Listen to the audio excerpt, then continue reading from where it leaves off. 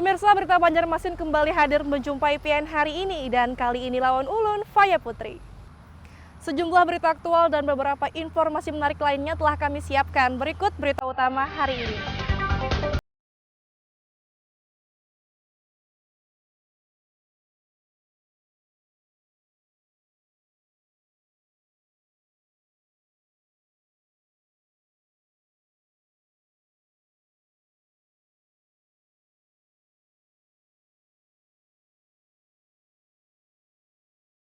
Korban investasi bodong yang mengalami kerugian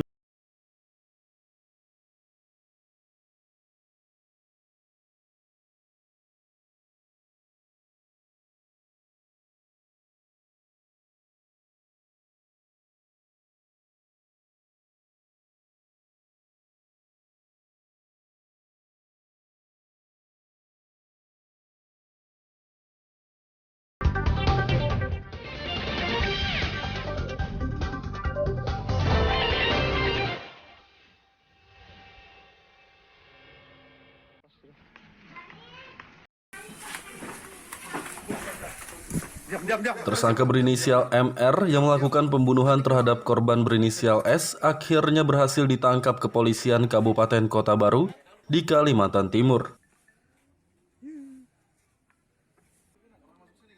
MR ditangkap Satreskrim Polres Kota Baru bersama Subdit 3 Jatanras Polda Kalimantan Timur di Balikpapan pada tanggal 4 November 2021 lalu. Pemuda berusia 24 tahun itu telah melakukan penusukan terhadap korban S berusia 33 tahun pada tanggal 26 Juni 2021 lalu di Jalan Minapuri, Desa Dirgahayu, Kecamatan Pulau Laut Utara, Kabupaten Kota Baru. Kasat Reskrim Polres Kota Baru AKP Abdul Jalil Ino saat gelar perkara Senin siang mengatakan, sebelum terjadi penusukan, tersangka dengan korban sempat cekcok adu mulut akibat di bawah pengaruh minuman beralkohol atau mabuk. Sekelompok masyarakat yang cekcok akibat minuman keras sehingga terjadi perkelahian. Nah, dari perkelahian itu menimbulkan korban. Satu orang korban meninggal dunia. Kemudian masyarakat kemudian melapor ke Polres Kota Baru. Nah, setelah kami lakukan pendalaman, penyelidikan dan penyidikan, pelaku ternyata kabur. Inisial MR berhasil kami amankan di Desa Manggar Baru, Jalan Mulawarman, Balikpapan Timur.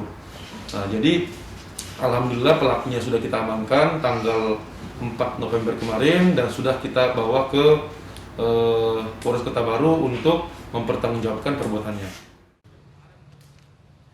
Tersangka akan dikenai pasal 351 ayat 3 KUHP dengan ancaman 7 tahun penjara. Dari Kabupaten Kota Baru, Lutfi Darlan dan Fauji Rahman melaporkan.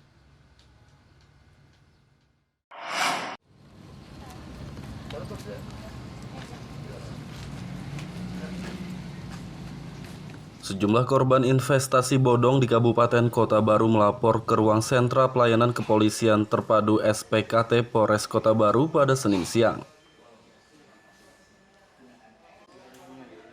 Kasat Reskrim Polres Kota Baru AKP Abdul Jalil Ino mengatakan, 4 korban investasi bodong yang melapor merupakan warga Kota Baru.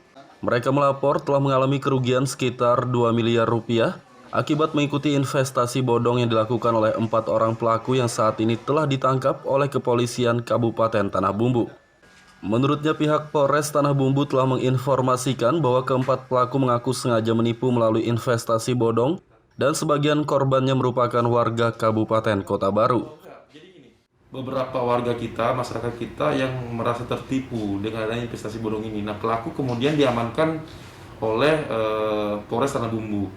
Nah, dari keempat pelaku ini memang semuanya menyatakan bahwa mereka melakukan investasi bodong ini memang niatnya untuk melakukan penipuan.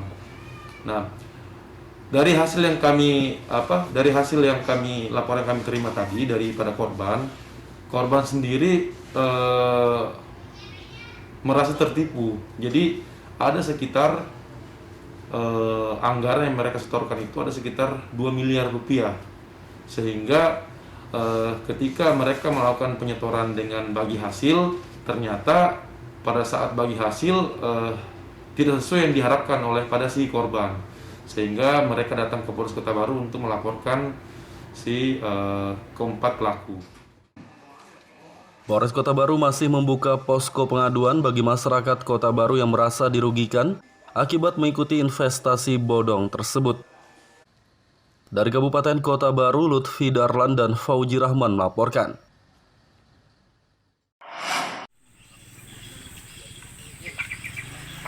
Warga di kawasan Simpang Sungai Jelai, Banjarmasin Selatan mengeluhkan jalan rusak yang belum juga tersentuh perbaikan dari pemerintah Kota Banjarmasin.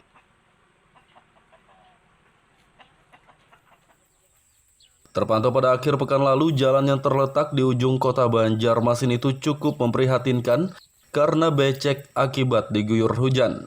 Untuk mencegah jalan tersebut menjadi becek dan licin, warga setempat pun hanya menaburkan jerami padi dan batok kelapa pada sejumlah titik jalan yang rusak.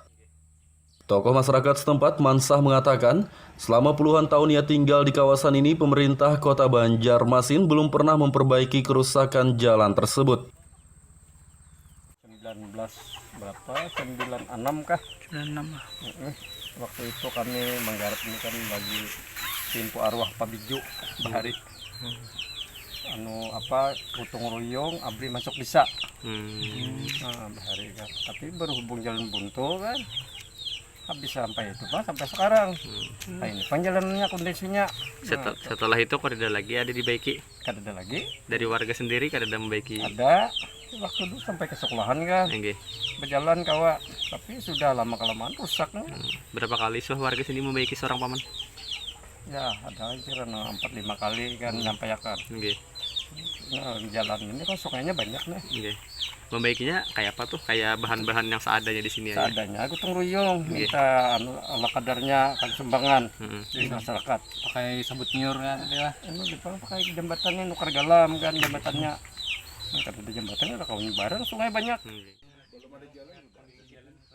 Warga Simpang Sungai Jelai berharap pemerintah Kota Banjarmasin memperbaiki jalan rusak ini agar lebih memudahkan mereka dalam beraktivitas. Dari Kota Banjarmasin, Lutfi Darlan dan Fudael melaporkan.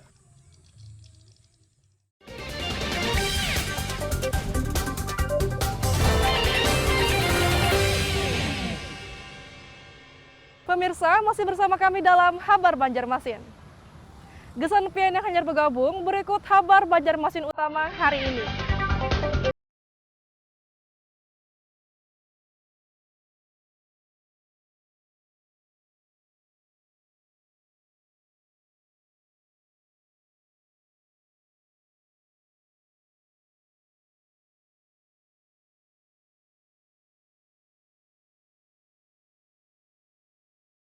Korban investasi bodong yang mengalami kerugian miliaran rupiah.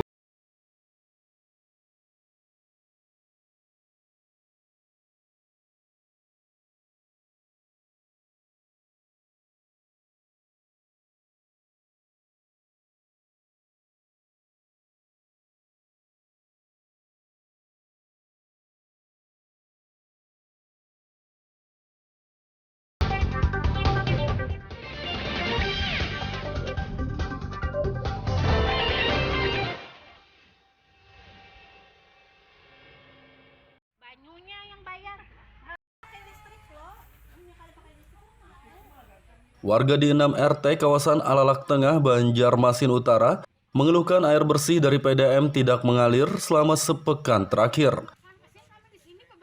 Terpantau pada Senin siang, sejumlah warga menunggu air bersih mengalir dari keran di depan rumah mereka. Meski sudah menunggu lama, air dari saluran pipa milik PDAM tersebut tak juga mengalir. Salah satu warga, Husna, mengatakan meskipun menggunakan mesin pompa, air PDAM tidak juga mengalir.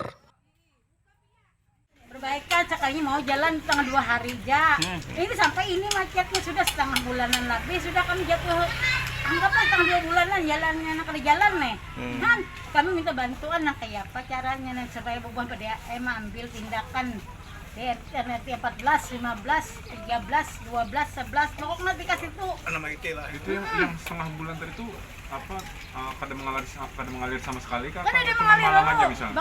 pakai mesin, kami pinjam 2 orang lain. Tapi sekarang mau dasar ada banyunya malahan. Ngapa jurang tuh, udah angin aja ada keluarnya kada ada banyunya. Begadang lah Malam mah Begadang kami jam 11, jam 12 pokoknya setiap waktu kan bangun nih, kami bukai kada ada banyunya. Sekretaris Forum Pelanggan Air Minum Porfam PDAM Banjarmasin Ibrahim mengatakan, warga Alalak sudah mengalami kesulitan air bersih sejak 3 bulan lalu, namun baru sepekan terakhir air bersih PDAM tidak mengalir lagi. Sedangkan selama 3 bulan sebelumnya, air bersih dari PDAM masih mengalir meski tidak lancar. Tadi kan sudah ada rencana kan ibu-ibu hendak ke PDAM gitu kan, menanyakan langsung. Kalau untuk surat pernyataan dari warga sudah siap sebenarnya, tapi kita belum menyebarkan tanda tangan gitu kan.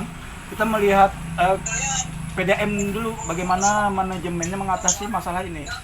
Kalau melihat pernyataan mereka malam tadi itu kan kita di media online tuh langsung katanya tim turun, tapi mana buktinya kalau tim turun kan?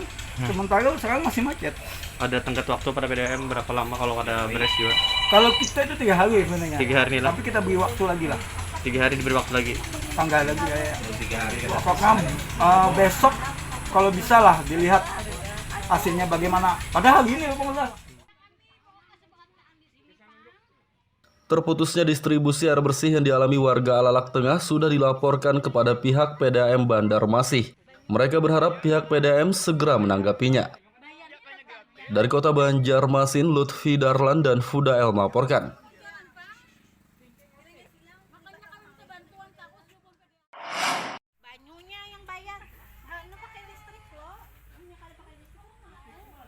Akibat terputusnya distribusi air bersih PDAM Banjarmasin selama sepekan terakhir, warga di kawasan Alalak Tengah, Banjarmasin Utara dari RT 10, 11, 12, 13, 14 hingga 15 mengalami kesulitan air bersih.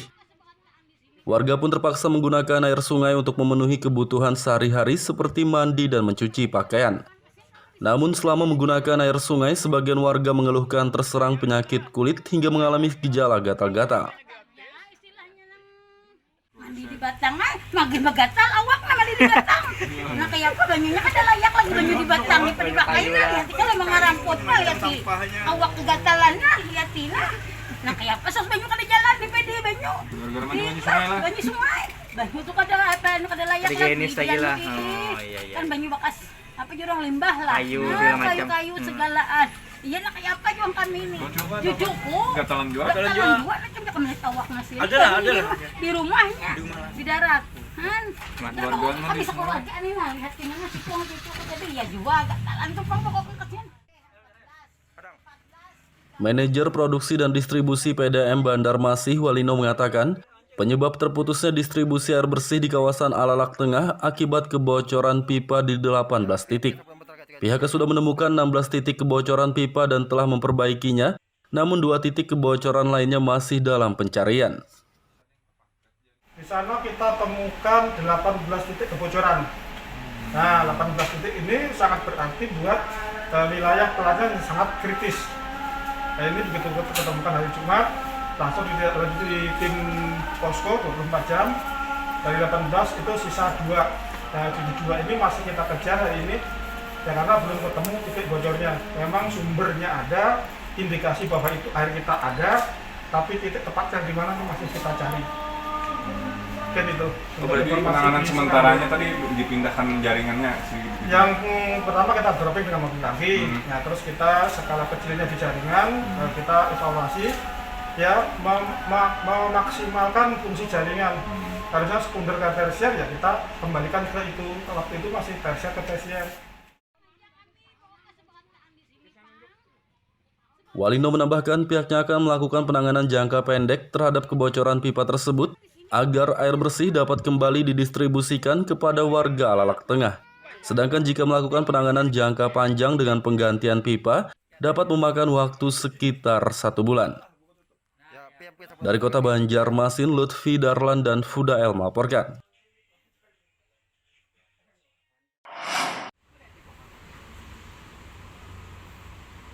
Mengantisipasi banjir di musim hujan, pemerintah Kota Banjarmasin menormalisasi sungai di kawasan Ahmad Yani, Banjarmasin Timur.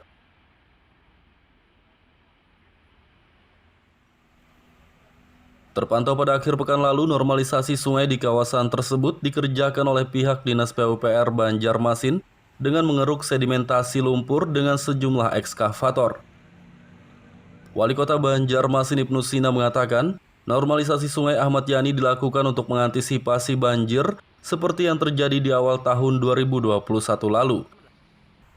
Ia berharap di musim hujan kali ini, aliran air sungai tidak lagi terganggu sehingga banjir tidak terjadi.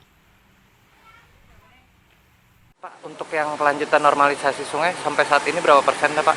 Sudah mulai dikerjakan sesuai dengan lelang-lelang yang sudah ada pemenangnya, termasuk juga perbaikan untuk jembatan-jembatan yang dibongkar kemarin. Oh iya.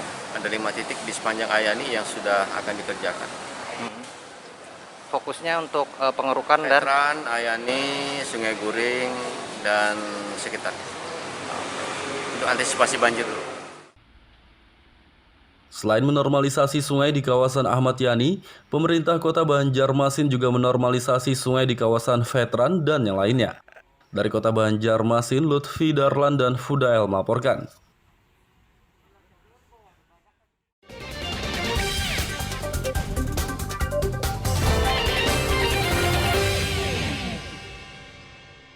Pemirsa, masih bersama kami dalam Habar Banjarmasin.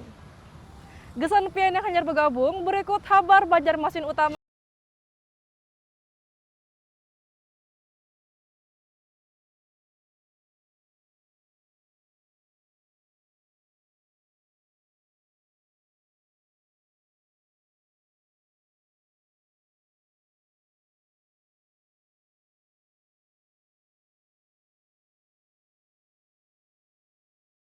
Investasi bodong yang mengalami kerugian miliaran rupiah melaporkan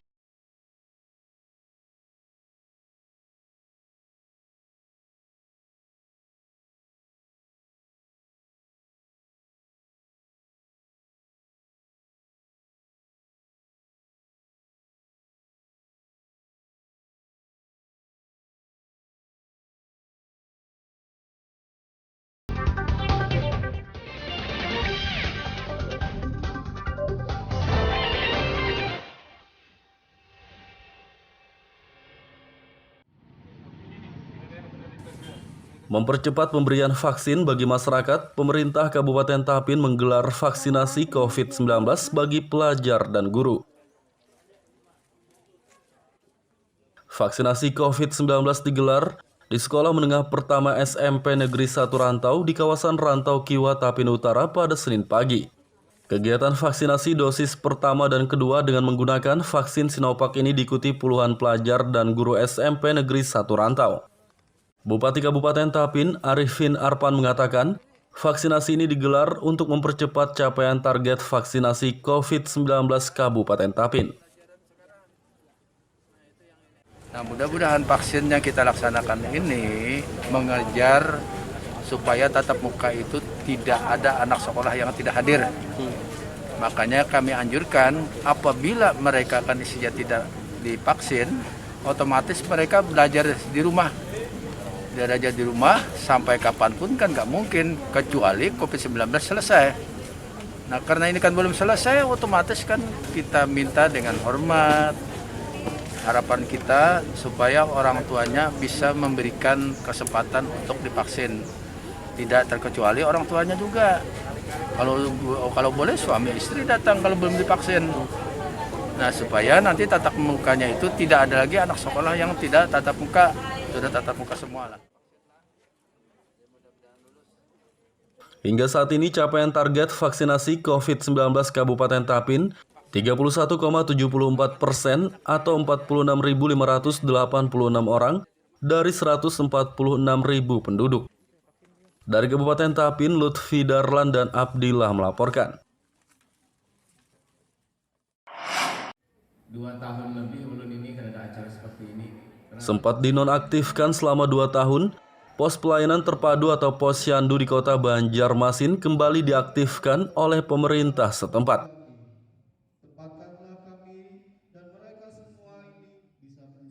Wali Kota Banjarmasin Ibnu Sina mengatakan, pihaknya mengaktifkan kembali Posyandu untuk memperingati Hari Kesehatan Nasional ke-57 tahun dan mendukung percepatan vaksinasi COVID-19. Menurutnya, Posyandu akan melayani pemberian vaksin COVID-19 bagi anak-anak berusia 6 tahun.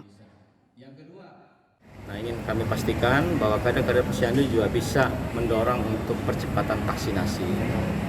Jadi ini bisa membawai keluarganya, kiri kanan, kader-kader yang lain untuk memastikan kita bisa herd immunity nanti di puncak Hari Kesehatan Nasional tanggal 12 November 2021, Hari Kesehatan yang ke-57. Nah, itu targetnya. Dan memang tidak ada hari tanpa vaksinasi menuju Banjarmasin herd immunity, itu targetnya. Sehingga kita bisa kerahkan kader-kader ini untuk memaksimalkan. Saat ini sudah di angka 64,14% vaksinasi. Masih ada waktu ya untuk kita bisa kejar ya targetnya minimal 75%. Dengan diaktifkannya kembali Posyandu, maka Dinas Kesehatan Kota Banjarmasin akan merekrut warga yang bersedia menjadi petugas pelayanan di Posyandu. Dari Kota Banjarmasin, Lutfi Darlan dan Fudael melaporkan.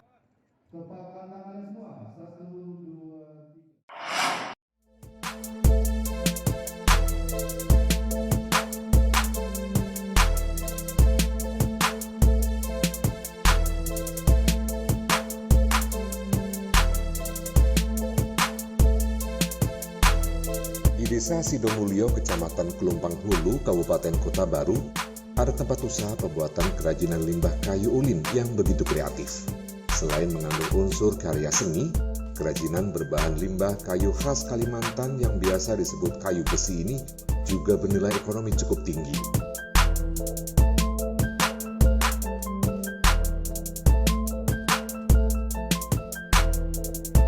Usaha kerajinan limbah kayu ulin ini dimiliki oleh Muhammad Zulfikri. Untuk membuat kerajinan, ia dibantu oleh 3 orang pekerjanya. Di tempat inilah para pekerjanya mengolah limbah kayu ulin menjadi sebuah karya seni berupa meja, bangku, hiasan dinding, dan perabotan rumah lainnya.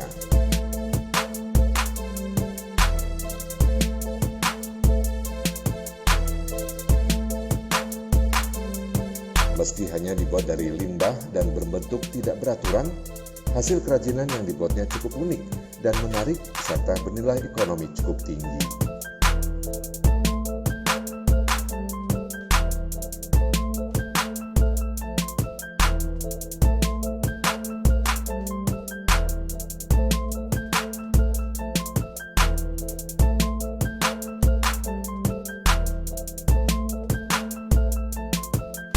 Limbah kayu ulin yang merupakan bahan utama kerajinan ini didapat Zulfikri dari dalam tanah di sekitar area perkebunan kelapa sawit. Dulunya, lokasi tersebut merupakan bekas perkebunan pohon kayu ulin. Zulfikri mengatakan pembuatan kerajinan berbahan limbah ulin ini baru 1 tahun ditekuninya. Sementara untuk membuat kerajinan, para pekerjanya memerlukan waktu selama 1 hingga 2 pekan. Tergantung tingkat kerumitan kerajinan yang dibuat. Kerajinan ulin ini kami mulai sejak setahun yang lewat. Ya, sekitar setahun yang lewat. Karena ada beberapa orang yang bisa kami rekrut untuk membuat meja dari kayu ulin. Limbah karena potensi yang ada di kebun-kebun kelapa sawit, jadi itu kami manfaatkan untuk dibuat meja sebagai kerajinan untuk diproduksi jadi bahan yang bermanfaat dan mempunyai nilai yang tinggi. Jadi beberapa orang ini ada 3 orang yang mengerjakan bermacam-macam bentuk sehingga bisa dijadikan nilai tambah bagi kehidupan mereka. Kalau yang agak besar dan seperti contoh yang itu mungkin agak susah, Tapi kalau yang mungkin sekitar 2 hari bisa 2 hari sampai 3 hari selesai satu musik yang agak kecil aja.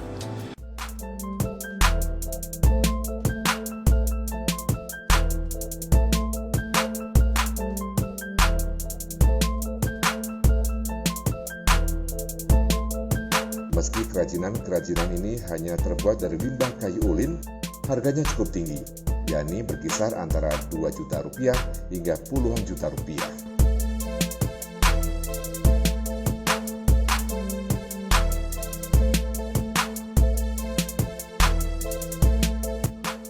Muhammad Lufid Darlan melaporkan dari Kabupaten Kota Baru.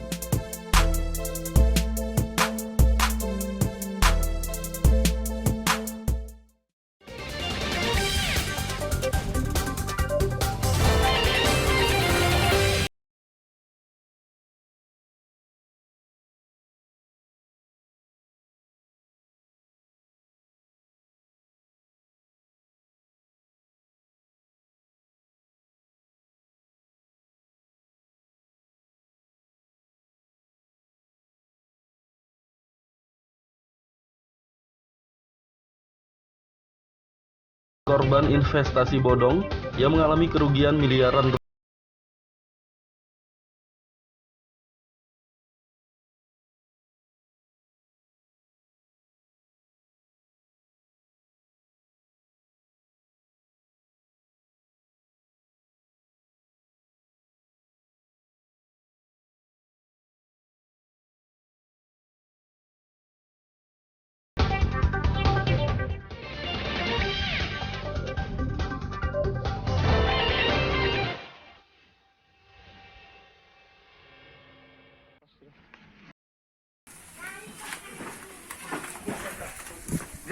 Tersangka berinisial MR yang melakukan pembunuhan terhadap korban berinisial S akhirnya berhasil ditangkap kepolisian Kabupaten Kota Baru di Kalimantan Timur.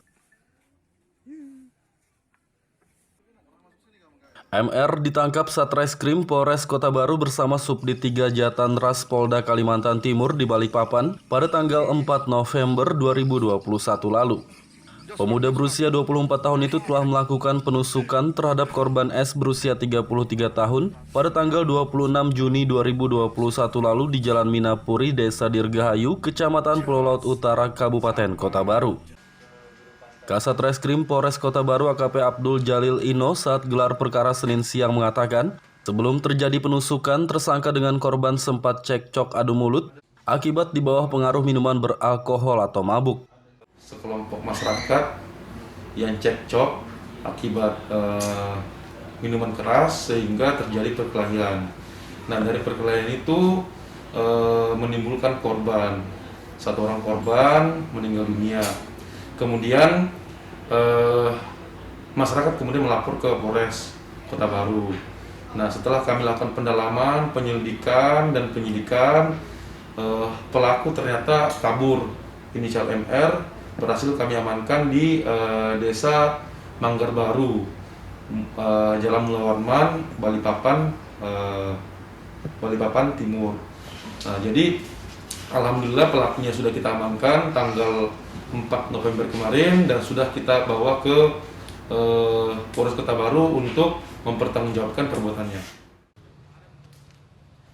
Tersangka akan dikenai pasal 351 ayat 3 KUHP dengan ancaman 7 tahun penjara. Dari Kabupaten Kota Baru, Lutfi Darlan dan Fauji Rahman melaporkan.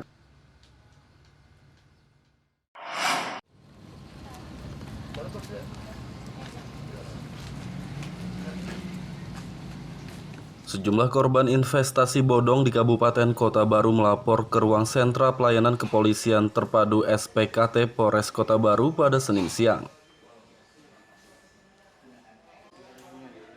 Kasat Reskrim Polres Kota Baru AKP Abdul Jalil Ino mengatakan, 4 korban investasi bodong yang melapor merupakan warga Kota Baru. Mereka melapor telah mengalami kerugian sekitar 2 miliar rupiah akibat mengikuti investasi bodong yang dilakukan oleh 4 orang pelaku yang saat ini telah ditangkap oleh kepolisian Kabupaten Tanah Bumbu. Menurutnya pihak Polres Tanah Bumbu telah menginformasikan bahwa keempat pelaku mengaku sengaja menipu melalui investasi bodong dan sebagian korbannya merupakan warga Kabupaten Kota Baru. beberapa warga kita, masyarakat kita yang merasa tertipu dengan adanya investasi bodong ini. Nah, pelaku kemudian diamankan oleh Polres Tanah Bumbu. Nah, dari keempat pelaku ini memang semuanya menyatakan bahwa mereka melakukan investasi bodong ini memang niatnya untuk melakukan penipuan. Nah, dari hasil yang kami laporan kami terima tadi daripada korban sendiri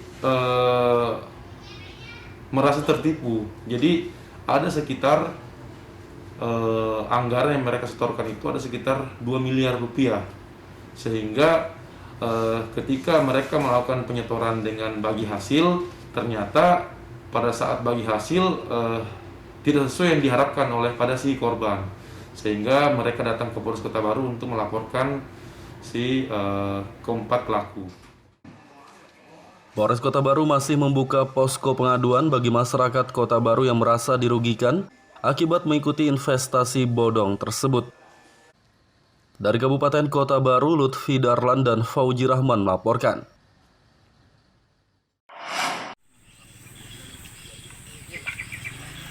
Warga di kawasan Simpang Sungai Jelai, Banjarmasin Selatan mengeluhkan jalan rusak yang belum juga tersentuh perbaikan dari pemerintah Kota Banjarmasin.